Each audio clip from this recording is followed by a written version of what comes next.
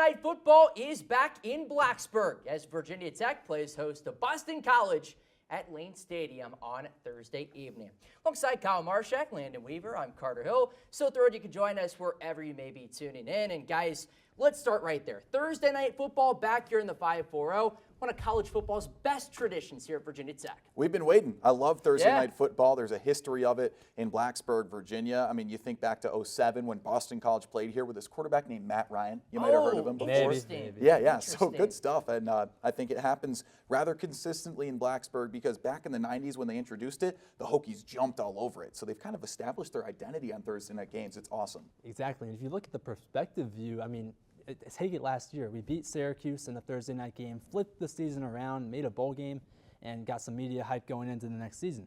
Virginia Tech beat Syracuse 38-10 last year on a Thursday night. Hokies will hope for the same result. And let's take it there. Kyle, this is such a key swing game for Virginia Tech. You're 3-3, 1-1 in the ACC, 2 home games coming up. It feels like you need to win both. Yeah, look, any game that puts you above 500 after a slow start to the season is big, right? But when you look ahead in the schedule, considering the fact that Boston College is of a relatively similar caliber overall, this is a massive game for Virginia Tech. They've got Georgia Tech at home up next. Then they go to Syracuse. They don't win in the Dome often, and it's been a while since they've done that. And then they go to number 10 Clemson. They have to get this win because they're looking at 3 tough games after this. Exactly. I mean, you look at Clemson, who will most likely come into Blacksburg as a top 10 team.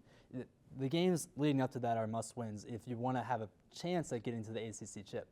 So how have the Hokies gotten here to this point in 2024? And where are they at this point in the season? For more on that, here's Phoebe Winters. The Hokies are back in Lane Stadium for their annual Orange Effect game. Now halfway through the season, Virginia Tech prepares to fight off the Boston College Eagles tomorrow night after a much-needed rest week. But before we get into what to expect from this week's matchup, let's throw it back to Tech's last game. The California Heat seemed to fire up the Hokies. After a rough start to the season, Tech put up their best performance so far this season. The defense shut out Stanford scoring in the first half, which is only the 3rd time under Brent Pry that the Hokies have held their opponents scoreless during the first half. The Hokies offense also shined with quarterback Kyron Drones recording 3 touchdowns and consistent playmaking. Bashal Tootin and Daquan Felton also stood out with 73 rushing yards and 84 receiving yards respectively. After the game, running back coach Elijah Brooks commented that Bashal Tootin is tough to take off the field. There's things he can do that you just can't coach. The Paulsboro, New Jersey native has been averaging 5.7 yards per rush attempt and has been a standout member of the Tech offense. Coming into the halfway point of the season, the Hokies are hoping to leave past offensive struggles in the past, and Drones could be an indicator of a turning point in the season. After picking up their first conference win before the bye, Tech has improved to a 3-3 record. The Hokies are hoping to go above 500 with a second conference win as they face the Boston College Eagles. The Eagles are coming to Lane Stadium after a bye week themselves in a previous loss to Virginia. Eagles quarterback Thomas Castellanos has been incredible at opening up downfield passing attacks, and his offense is currently 3rd in explosive pass rate. However, Boston's loss to Virginia was riddled with turnovers and showcased a potential vulnerability in Castellanos. An aggressive Hokie defense will be able to limit Castellanos' mobility in the pocket and hopefully generate a lot of turnovers. These ACC opponents are pretty evenly matched and definitely well rested after their week off, which should make for an exciting Thursday night matchup. Back to you guys. Thank you, Phoebe. Really good stuff there. Well, guys, before we really dive into Boston College, let's look at Virginia Tech. Where would you evaluate, Landon, where the Hokies are at this point in the season? Well, I mean, obviously, it's kind of a disappointment so far, being 500 through 6 games after all the media hype and build-up through the offseason that we saw. But you know what? I think after that Miami controversy, we really had gotten a chip on the shoulder of the Hokies, and that showed out in their play against Stanford last weekend. Yeah, if there's anything that we've learned so far, it's that Virginia Tech is a slow starter. That's the identity that they've had offensively under Brent Pry and just in general, right? Talk about starting slow in the season. That game you would want to take back first would be Vanderbilt. Then you look at some things they could have changed against Rutgers. Otherwise, you know, the season's kind of gone relatively the way they've expected. But then you look at the games individually, and it's the same story. The first halves have been very slow. except for the last couple of outings. Landon, you mentioned the expectations. It feels like for Virginia Tech to meet those expectations, they're going to have to win out. I don't know if that is going to happen. But if they are going to, Bayshall Tootin has got to be a big reason why, Kyle. Oh, I mean, Bayshall Tootin's the guy to go to. She mentioned it, right? 5.7 yards per carry. When you're talking about Kyron Drones, how underrated he is. I mean, Pat McAfee saying, oh, watch out for this team for the college football playoff. And the hype is really building up, right? Kyron Drones is trying to be someone that he wasn't in the first few games. He was trying to be a pocket passer, but that's not his thing. He is a dual threat quarterback and obviously better on the ground than he is in the air. And I think they realized, well, we have Bayshall Tootin. Let's let him be the spark plug of the offense, and then the air attack will open up. Yeah, they've done exactly that. I mean, Tootin ranks top 20 in the nation in yards Yeah. so far, and he's top 10 in touchdowns with 9. So they've really bought into Tootin this season, and he's been a big part of the offense, winning games, in my opinion, so far this season for the Hokies. Kyle, you talked about Pat McAfee. I would love to, before we graduate here in May, see you stand up on this desk, rip off that shirt, and be like, oh. You see what he did at Cal a couple weeks ago? Yeah. And then at Oregon last week? That man is a character in the college game day. He's awesome. And when you have Marshawn Lynch, yeah. up on your shoulder like this, and he's looking at you when you're about to make a pick, I mean, he was literally going on a soliloquy about how good he thought Miami was. And then he looked around and he said, give me Cal. Yeah, I love it. I love that energy. Of course. And, I mean, you and I were just out there the other day in Yes. California, so pretty cool stuff. The ACC, what a new identity. Give me Alabama. That type of energy. That Yep. type of energy. Well, let's turn our attention to Boston College. And for more on the Eagles and their starting quarterback in Thomas Castellanos, let's pass it on to Cody Wagner. What makes heavyweight boxing so entertaining? Well, to me, it's the ability for one man to land a fight-ending blow at any moment. The all-time greats did it better than anyone. Tyson, Ali, Foreman. But after all, this is a football show, right? Now allow me to introduce you to Thomas Castellanos, the offensive spark plug which makes this Boston College attack tough to stop. The man donning number 1 for the Eagles is as explosive as they get in all of college football. Unfamiliar to heavyweight boxing fans, however, is Castellanos' slight stature. Standing just 5'10", 195 pounds, the gunslinger never appears daunted by larger defenders and is ever elusive in the open field.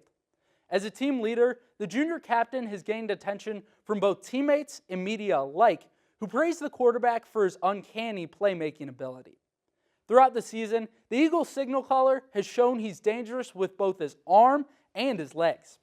He had a standout 73 yards rushing versus FSU to open the season and has continued to improve Boston College's aerial attack.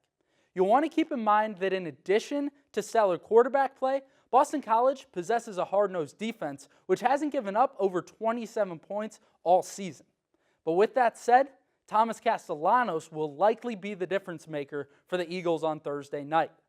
Whether it's a 50-yard bomb through the air against Duquesne or a 30-yard run versus Florida State, there's no doubt that Castellanos has show-stopping ability, and on Thursday evening, he'll look to find the knockout blow and silence a sold-out Lane Stadium. Guys.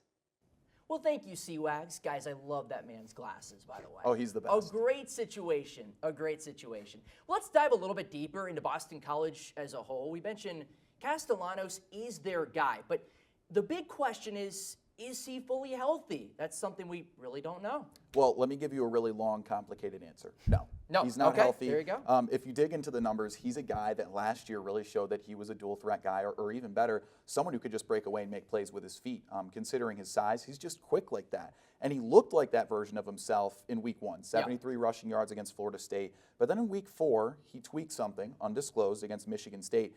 -9 rushing yards last week against UVA, and that's really been the story for this entire second portion of the season for him. Yeah, absolutely. Go ahead, Landon. And you mentioned, their best games, Boston College, have been when Castellanos is on the field. Yeah. They barely escaped Western Kentucky, and Grayson James, their FIU transfer, did not look anything special. I mean, over the course of his career, he's thrown 14 touchdowns, 13 interceptions, so they really don't want him to be playing on Thursday night. He needs to be healthy for Boston College Absolutely. to win this game. Is that fair or not, guys? So fair. I think that's a great take. Yeah. That's pretty much the story. Castellanos is a playmaker. He is the playmaker for that Boston College offense. So, yeah, I would say that's the story. Yeah, it's so interesting. And then looking at the defensive side of the ball, Landon, BC is a guy in Donovan Ezeraku that really is as good as it gets. 9 sacks, that's second best national. Absolutely. He's going to be a real workhorse for the Hokies this weekend, on Thursday. The Hokies have definitely been prepping for him this week and even during the bye week, although I do feel that they're a one-trick pony, Boston College's defense. He has 9 sacks, and their total team sacks is 12. So he's going to need some help on Thursday night. The dude's a freak of nature, though. Yeah. He leads the team in tackles. You don't see that. Which is crazy, And you look at BC's run defense as a whole, Kyle, this is now 3 straight weeks that Virginia Tech has faced a top 25 rushing defense. Miami was number 7. Stanford was number 8, and Boston College is 25. Yeah, I mean, it's rough. And Ezeraku, like I said, is just a run stopper. I mean, you don't see guys at his position be that effective from multiple levels as a run stopper, but he's just a game changer. For me, I'm looking at the matchup that he's lined up on. Usually he's on the left side, which would give him Xavier Chaplin, who we know is probably the best guy in that O-line for Virginia Tech.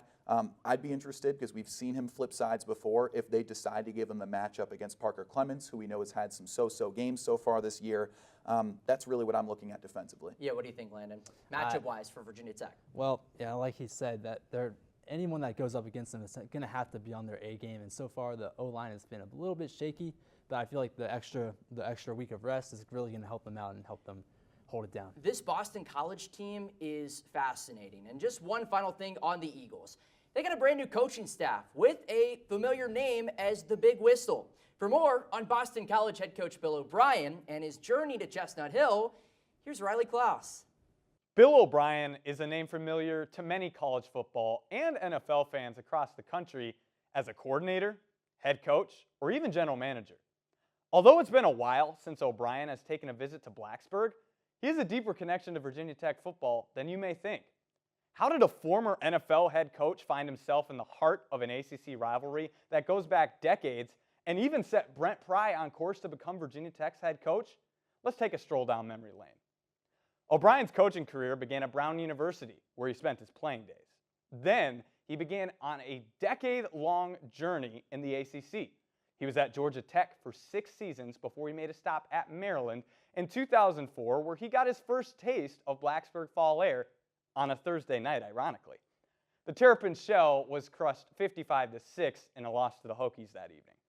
Post-Maryland was a 2-year stint at Duke, where O'Brien relived the Tech takeover, once at home and again on the road. The Hokies outscored Duke a combined 81 to, well, the same amount of touchdowns I've scored. On the gridiron, not in college football 25, of course. O'Brien went to the NFL with the Patriots prior to taking the head coaching job at Penn State in 2012. After 2 seasons at the helm of the Nittany Lions, O'Brien retreated to the NFL as head coach of the Houston Texans. Because of this, Vanderbilt's James Franklin took over as head coach at Penn State, bringing along a coach named Brent Pry with him. Yes, the same Brent Pry who will coach on the opposite sideline of O'Brien on Thursday night. O'Brien's return to the NFL opened the door for Pry's eventual rise into defensive coordinator at Penn State, which advanced Pry to becoming the lead man at Virginia Tech.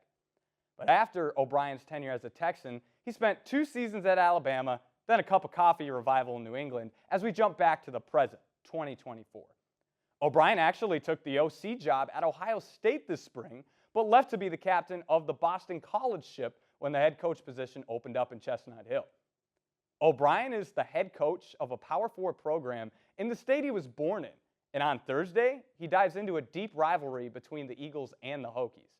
Despite not stepping in Lane Stadium for nearly 20 seasons, Bill O'Brien lines up against a team led by Brent Pry, who he set on course to become Tech's head coach a decade ago when he left Penn State. Can O'Brien finally strike a victory in the Terror Dome on Thursday? Only time will tell. Guys? Klaus in the house. Appreciate you, Riley. Really good stuff there. All right, guys, let's make our picks for the weekend. Virginia Tech, Boston College on Thursday. Landon, who wins? Virginia Tech. I mean, it's almost a no-brainer. Hokies Thursday night. The only thing left to do is get a dub. Yeah, they need it, obviously. For Virginia Tech, if they're facing a healthy Thomas Castellanos, let alone even really seeing Thomas Castellanos come Thursday night, which we don't know is a certainty, I'd say, it'd be an interesting game. But I'm going Hokies the whole way. Score predictions. Kyle, what do you got? All right, let's see. I'm thinking it's not going to be the highest scoring affair considering Boston College's rush defense. We know that Virginia Tech's offense starts on the ground with Bashal Tutin. Give me, let's say, 21-14. 21-14. What do you think, Okay, Landon? opposite to Kyle, I'm going to have to go with a little more high score, and I say 30-23 in favor of the Hokies. Okay. Okay. I will go 27-14. Virginia Tech wins. And at that point, now you're 4-3, 2-1 in the ACC. You got a key matchup with Georgia Tech next weekend. That Yep. should be a fun kickoff show here next Friday as we return to our regularly scheduled programming. Thanks to everybody from here in the Moss Arts Center, and thanks to you for tuning in to the 3304 Kickoff Show. Have a great night, everybody, and enjoy the contest on Thursday.